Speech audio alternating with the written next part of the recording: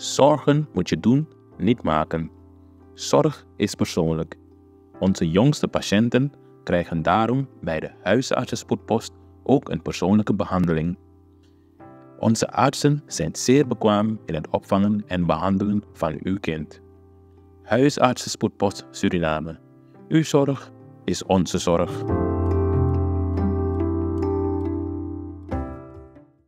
Even terug naar de basis. Gewoon, wat is eigenlijk? Dit is kort, letterlijk kort. Ben ik gebeld door mijn schoon. Het is een staatsbezoek. De belangen van de kolonisator. Kulturu Open Mic. Uw verhaal vertellen? Bel of app naar 858-8943. Tot dan. Kijkers van Kulturu TV, ik heet u van harte welkom. Krishna Lakpat vandaag hier met meneer Johannes Damodar Patak. Ja. Heb ik het goed gezegd? Helemaal. Oké. Meneer Johannes, u bent kandidaat van de DNL. Is een nieuwe partij. De Nieuwe Leeuw. Heel veel mensen, de nieuwe partij lijkt gewoon iets. Want ze zeggen van die nieuwe partijen kunnen niets betekenen voor hun. Ze kijken liever op naar de NDP, de VHP, de ABOP, de NPS. Wat is uw mening daarover? Dan moeten we ons de vraag gaan stellen, wat hebben de oudere partijen wel voor ons gedaan? En wat ze wel voor ons hebben gedaan is volksgelden wegnemen, onrechtmatig. Wat ze wel voor ons hebben gedaan, die ontwikkeling al 50 jaar gestremd. 50 jaar lang zitten we te vechten en te strijden hier in dit land om te praten over, ja, we zijn rijk aan grondstoffen, we zijn rijk aan mineralen, we zijn rijk aan dit, we zijn rijk aan dat. Maar merken we wat in ons portemonnee als volk? Nee, tot de dag van vandaag niet. Dus je hebt die nieuwe politiek nodig om daadwerkelijk die verandering te brengen. Want die oude politiek heeft al bewezen wat ze kunnen. De nieuwe politiek. Wat kan ik onder nieuwe politiek verstaan? Want oud politiek, dat ushitak u apmang sa e furu, maar sa e lei. Wat kan je onder nieuwe politiek verstaan? Mooie vraag. Nieuwe politiek is niets anders. Kijk, uiteindelijk we moeten vasthouden dat uiteindelijk alle nieuwe partijen die de afgelopen 5 tot 10 jaar zijn ontstaan, uiteindelijk ook oud worden. Maar wat houdt je jong is je ideologie, je denkwijze, je geest. Ben je dynamisch als partij of blijf je vastroesten aan die oude politieke voering van 1975 en daarvoor? En daarin zit racisme. Daarin zit mensen tegen over elkaar uitspelen. En in de nieuwe politiek hebben we geen plaats daarvoor. Dus dat is gewoon het verschil. En met nieuwe politiek beogen we goed bestuur te brengen. Goed bestuur. We hebben politieke leiders gehad, politieke groepen gehad. Zij praten allemaal ook over goed bestuur, beleid, transparantie. Maar we zien keer op keer dat zolang je een connectie hebt, alles van je geregeld wordt. Maakt niet uit, zij je illegale dingen doet of niet. Laatst hebben ze een DNA-kandidaat gepakt met drugs. We weten niet van welke partij het is, maar het is wel een beetje vreemd dat we niets horen daarvan. Ja, kijk, en daar merk je weer dat goed bestuur, dat je het niet gaat krijgen van die oude politiek. Waarom? Omdat die belangen groot zijn. Zij kennen het systeem door en door. En waarom zou je het systeem willen veranderen dat in jouw voordeel werkt als oude politieke partij? Dus daarom zeg ik, kijk, een wet openbaarheid van bestuur, we vechten al bijna 5 jaar met die wet. Maar die wet wordt niet doorgedrukt, het wordt niet goedgekeurd door het parlement. Bewust, want het moment dat die wet wordt goedgekeurd en afgekondigd, heeft die regering een probleem. Want dan is alles van je openbaar. Het volk zit rechtstreeks in je keuken. Alle deze je bori. En dat willen mensen niet, want die belangen zijn groot. Want let wel, de verkiezingen, tenminste als je rondom je kijkt, ga je zien hoeveel geld gepaard gaat met de verkiezingen. Mensen gooien er vreselijk veel geld naartoe. Billboards, tegenwoordig misschien soort fietsen, die pakketten die bestemd zijn om die armoedevraagstuk een beetje te gaan verzachten, worden gebruikt als propaganda. Dat komt uit India, een steun uit India. Precies, en het wordt gebruikt voor politieke doeleinden. Het is vreselijk en ik vind het jammer dat die ambassadeur van India zijn mond niet openmaakt en iets erover zegt. Maar tegenwoordig zie ik ook van die gigantische pilaren aan 4 kanten heb je zo wallpaper. Het is gewoon vreselijk, maar van waar komt dat geld? Dat geld komt van bepaalde niet bona fide en sommige wel bona fide ondernemers die hun geld stoppen in de politiek, maar dat geld weer terug willen verdienen. Dus maar breng je die wet openbaarheid van bestuur, breng je die aanbestedingswet, breng je die anticorruptiewet, dan kan je al deze mensen niet bevoordelen. En dat is de oude politiek. Terwijl de nieuwe politiek zegt van, kijk, bij de nieuwe leer zeggen wij van, als jij wilt sponsoren, moet je het publiekelijk doen. Anders niet. Want na de verkiezing willen we geen ondernemer op ons dak hebben die komt zeggen van, hé, maar mijn binkie, om in 1000 SRD, nu wil ik het verdubbele ervan. Dat willen wij niet, want we zijn niet daar voor die ondernemers. Je bent daar om beleid te maken voor ondernemers die deel zijn van die samenleving, op basis van goed bestuur. Maar uiteindelijk zit je daar voor het volk. 5 jaar lang de regering VHP ABOP. Als u ze een cijfer moet geven vanaf hun zitting tot heden, wat zou het zijn? Dus ik denk aan het cijfertje 0. Maar ik wil 0 niet beledigen. Dus dat ik ga zeggen, het is gewoon blanco. Blanco. Je weet toch, tegen veel niks zijn dat je vrouw zegt dat aan 0 refurugi, dat gewoon blanco. Gewoon een streep door dat hele ding. Want wat hebben we gezien? Het is begonnen met een 200 dagen plan.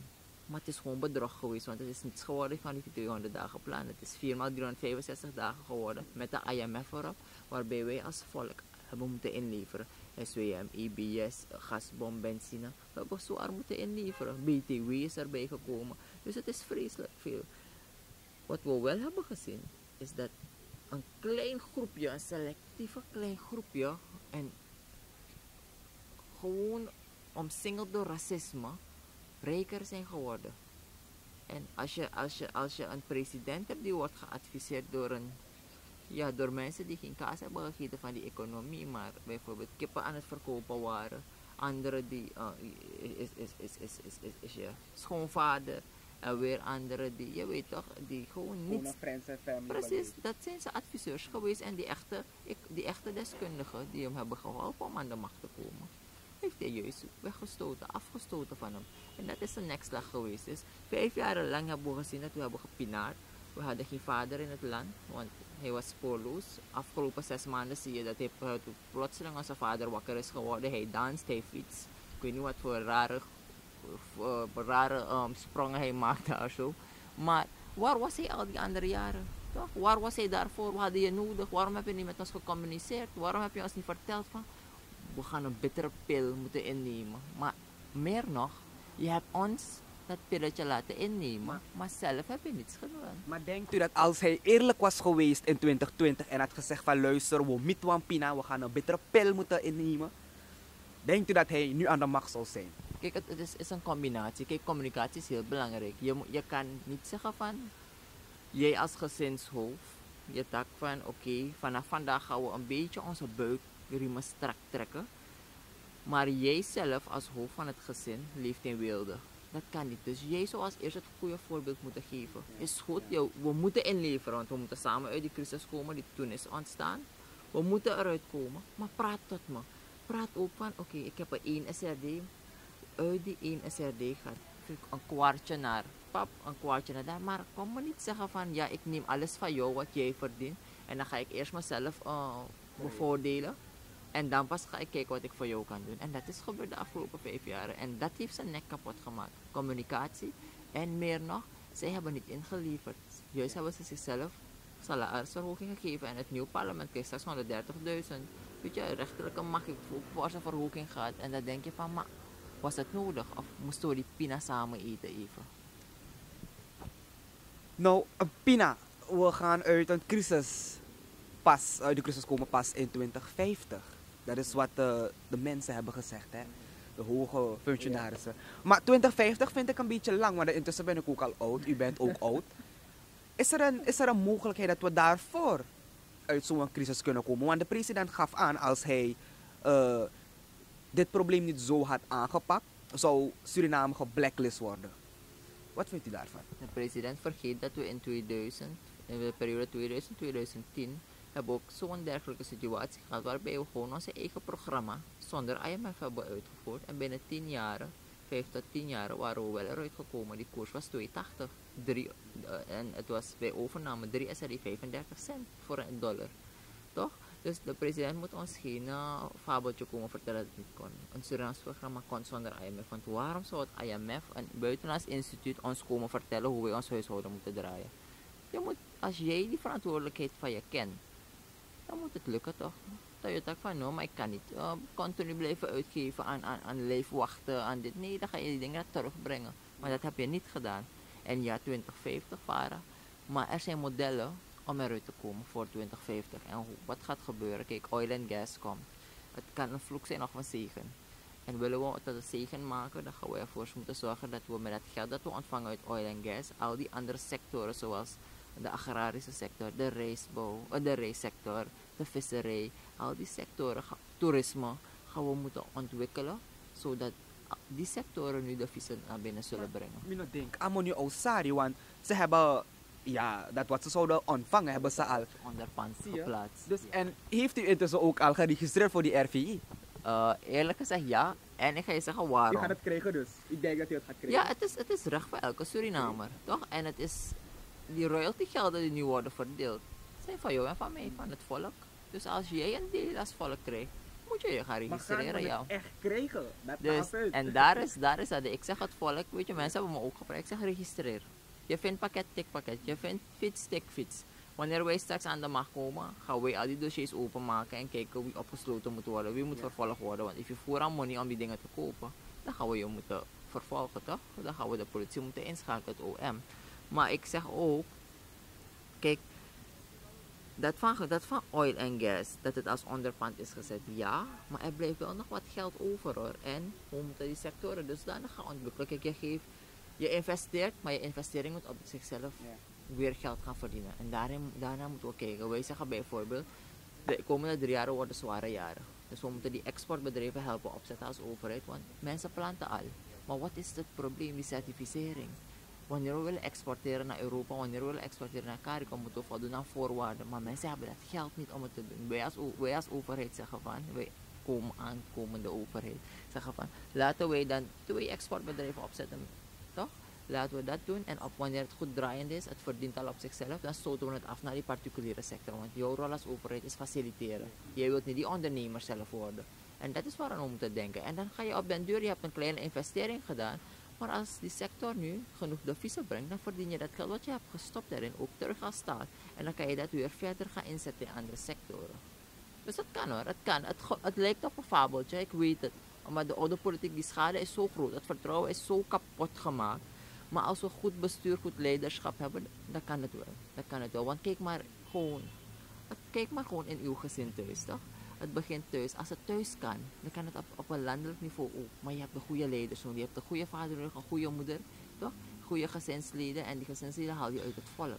De deskundigen moet je uit het volk halen. En ook als zit die deskundige in een partij die zich voordoet als een boef, maar die specifieke persoon is deskundig, maar geen boef, maar is toevallig een lid van een partij die een boef is, dan vraag je zo'n persoon ook. We moeten bijna gaan naar een technocratisch kabinet. Take you grabasi ano sheng, masa pemba ano sheng, begadoti ano sheng na tampum fui ala. Het is vaker voorgekomen dat van verkiezing en nade, dat mensen gewoon een haat kregen tegen elkaar. Laat zeggen de NDP die valt de VHP lastig en omgekeerd ook. Vindt u dat het zo moet zijn nu we in 2025 zijn? Vroeger was het dan een taboe van racisme was er nog, dat was vers. Nou, we zijn al jaren verder. Dat is er. En jammer genoeg, anno 2025 is die racisme groter geworden dankzij die traditionele politiek. Want we merken dat hun grootste wapen is.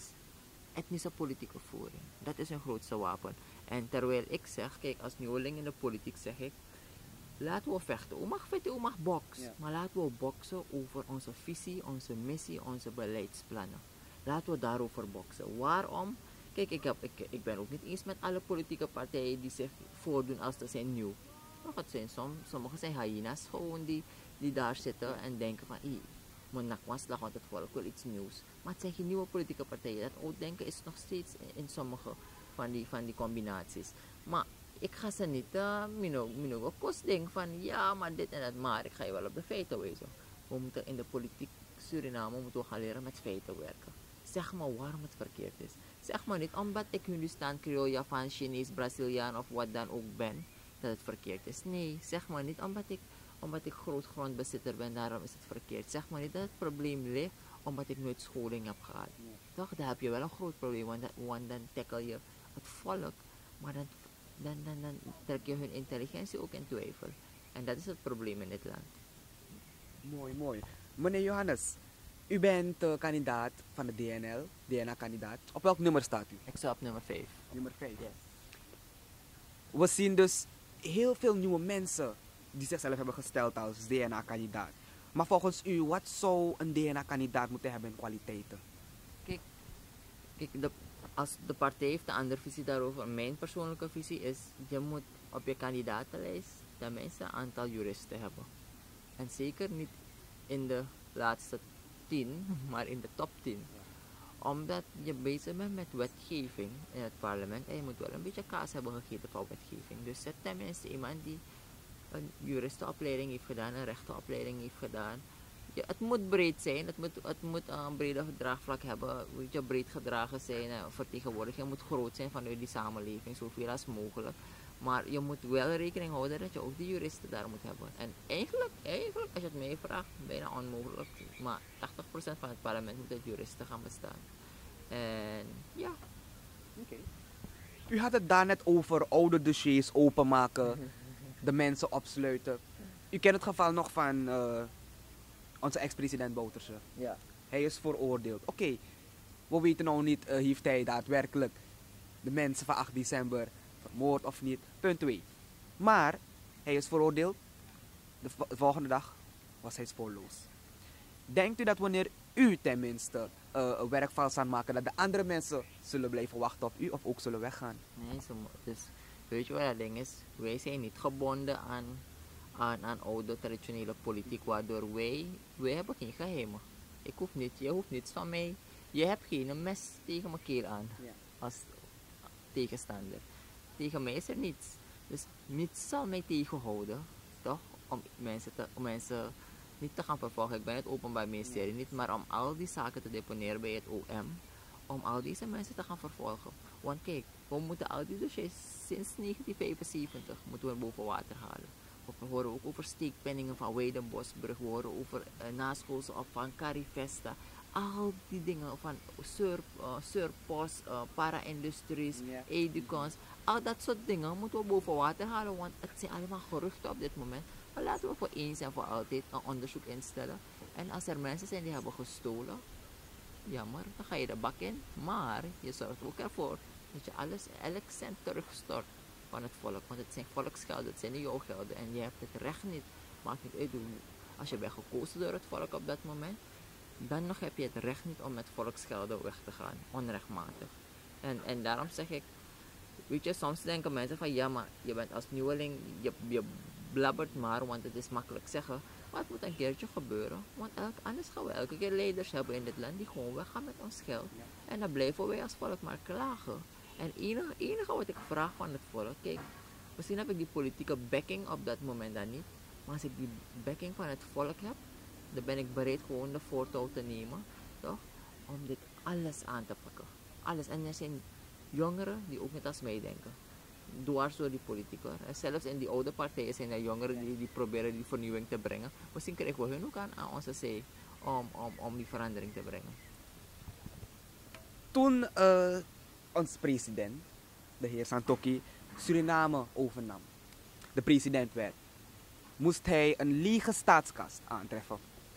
Kan dat de reden zijn dat Suriname nu momenteel in zo'n crisis zit? Zo'n grote schuld? Kijk, dat is een gegeven, is een feit.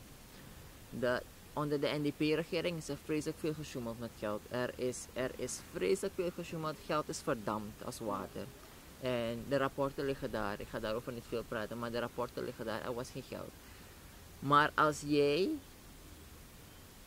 belooft om 200 dagen een oplossing te brengen, dan moet je aan je woord houden. Want je pretendeert zoveel deskundigen te hebben, je pretendeert zoveel inzage gehad te hebben. Je hebt zelfs een eerdere overname gehad van die regering. Nou, dan moet je eerlijk zijn met het volk. Dan moet je het volk niet voor de gek hebben gehouden. En bovendien zou je het niet erger moeten maken. Want kijk, 2025 wordt overal hier wordt geasfalteerd, dingen worden gebouwd, dat wordt onderhouden. Maar die begroting is niet goedgekeurd. Die begroting van 2025 is niet goedgekeurd. Dus alles wat wordt uitgevoerd met gelden dat op die begroting van 2025 zou moeten behoren, is onrechtmatig op dit moment. En daarmee moeten we rekening houden. Dus ja, dat paarse virus heeft ons kapot gemaakt. Maar dat oranje en gele virus heeft ons ook niet beter gemaakt. Het heeft het juist verergerd. En om zulke virussen te bestrijden dan, waarvoor werkt de DNL eigenlijk? Wat is hun visie? De zware amoxil. Toch? Want alleen zo red je het. En die zware amoxil, als je het moet vertalen in het bestuurlijke, dan komen we weer terug op goed bestuur. Je gaat transparantie moeten doorvoeren, goed bestuur, aanbestedingswet, wet openbaarheid van bestuur, anticorruptiewet. En je gaat het volk rechtstreeks controle moeten geven over dat geld. En hoe doen we dat? We hebben gezegd, we lanceren een geldwebsite waarbij het volk live ziet. Vandaag heb ik 1 SRD ontvangen, morgen heb ik 5% uitgegeven. Vandaag heb ik uit de goudsector 10 SRD ontvangen. Ik heb uit die 10 SRD 5 SRD weer uitgegeven. Het volk moet in simpele termen, in simpele berekeningen kunnen zien wat met dat geld van Suriname gebeurt. Want geloof me, die rapporten van de Centrale Bank zijn te technisch. Meneer Johannes, we kunnen zien dat de president heel veel heeft gereisd in zijn 5-jarige zittingsperiode. Maar denkt u dat al dit reizen wat verandering heeft gebracht voor Suriname? Het heeft ons juist armer gemaakt als land. Want als het een president was, kijk, ik werk ook in een regionale organisatie. Ik kon ook heel makkelijk kunnen zeggen van in plaats van maar lekker hier te zitten en een Zoom call te hebben, dat ik ook lekker een ticket boek en daarmee ga. Maar als leidinggevende binnen een NGO weet ik dat het moment dat ik een ticket boek, dat die NGO veel meer geld kost. En $500 tot $1000, weet je, is veel geld. Je kan projecten gaan uitvoeren. Dus wat deed ik? Ik zeg nee, alles gebeurt via Zoom. Alles gebeurt via Google Meet. Al onze trainingen ook via Google Meet, waardoor je bespaart. En de president moet niemand komen uitleggen van ja nee, je moet die mensen persoonlijk ontmoeten. Jij moet die verandering brengen. Als je als we zelf onderwijs op afstand kunnen volgen nu. Je kan gewoon in Nederland, op een universiteit in Amerika en Nederland vanuit hier les volgen. Nou, wat weerhouden die president van ons en zijn ministers om via Zoom meetings te houden? Je had tenminste daar kunnen bezuinigen. Want wat gebeurt er? Is niet alleen die ticket betaal je, maar wij als volk betalen ook daggelden, hotelkosten en het zijn gigantische bedragen. En het is een hele delegatie die met de president mee vliegt.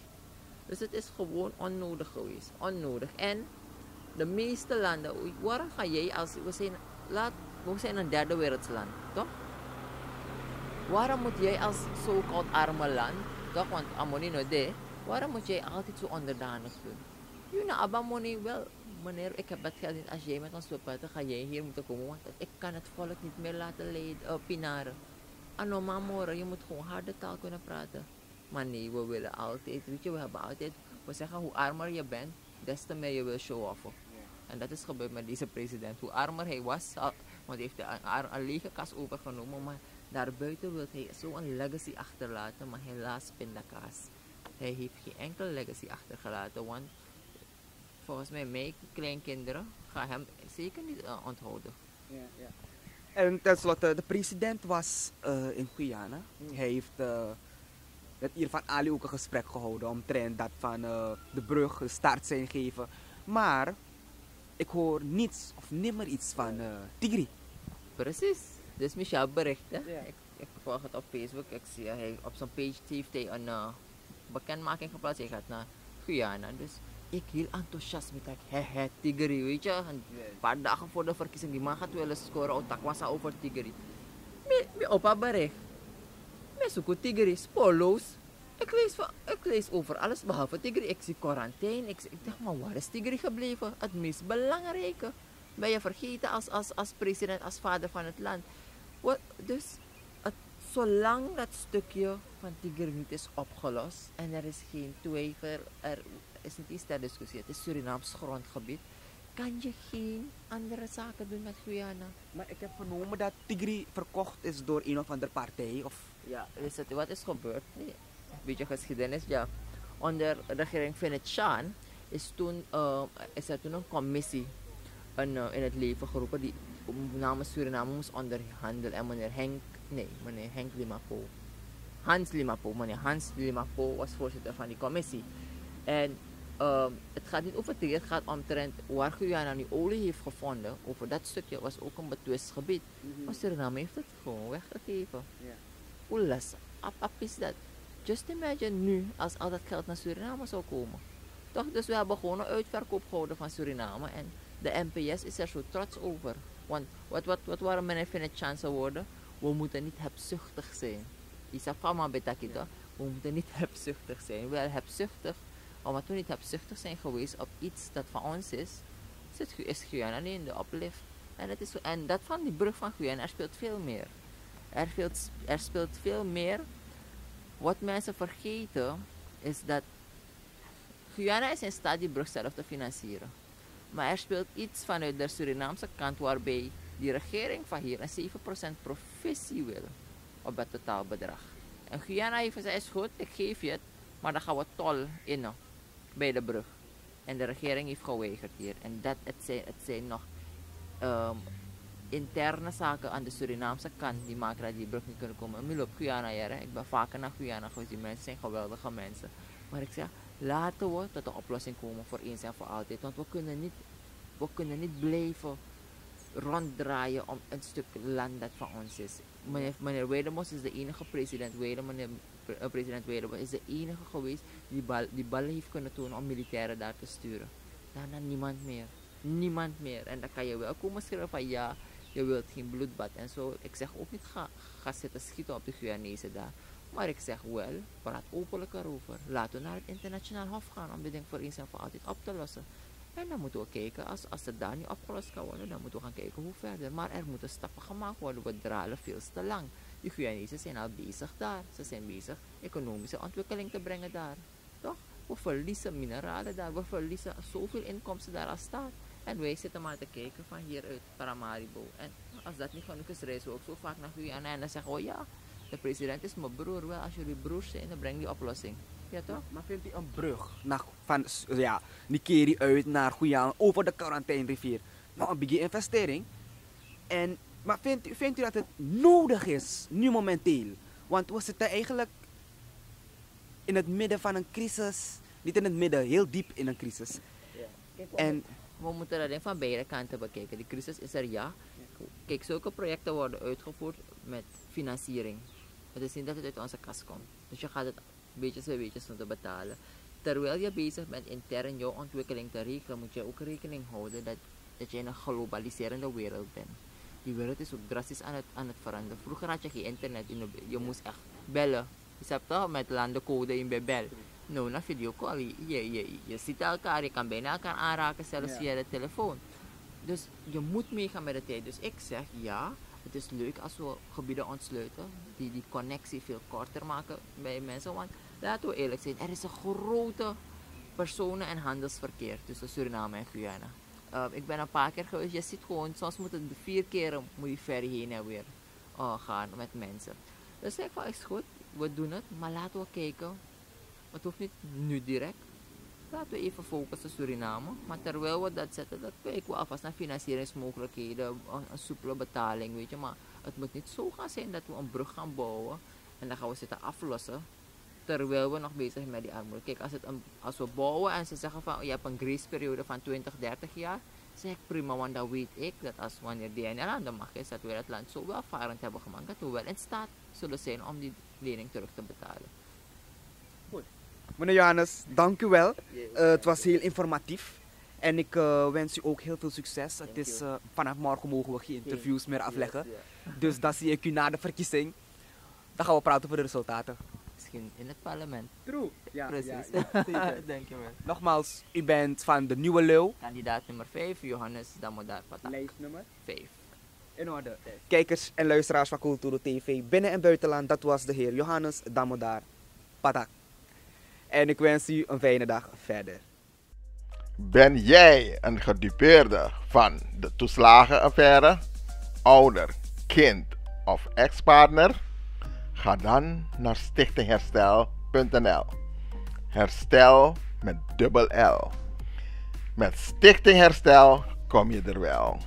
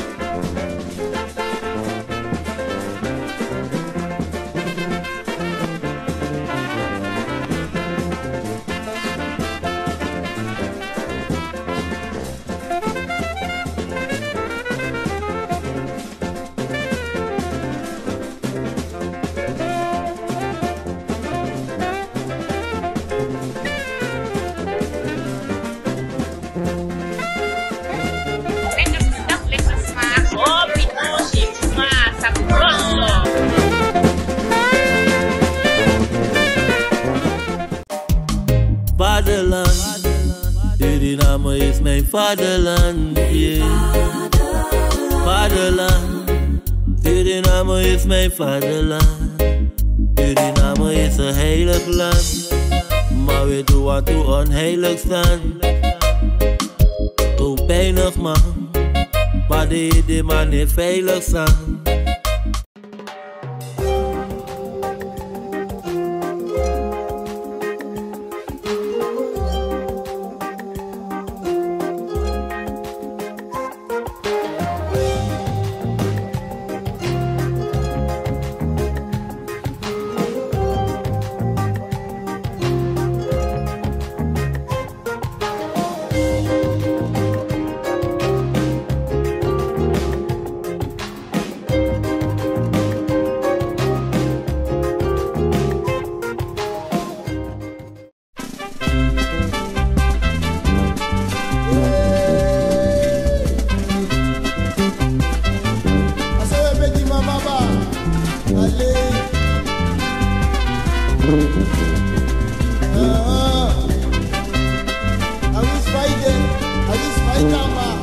Vaderland, Suriname is mijn vaderland. Vaderland, Suriname is mijn vaderland. www.kulturu.com for the generation them.